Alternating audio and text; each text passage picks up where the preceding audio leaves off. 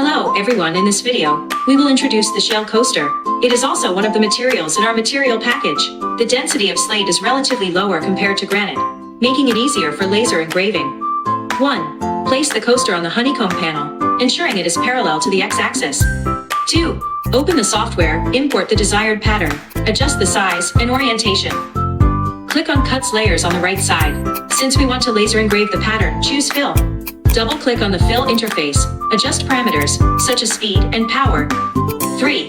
Move the laser module directly above the coaster.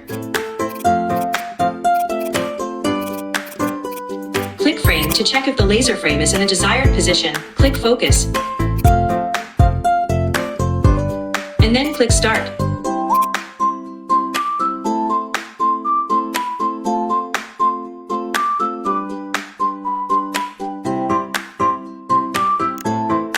The laser process is complete.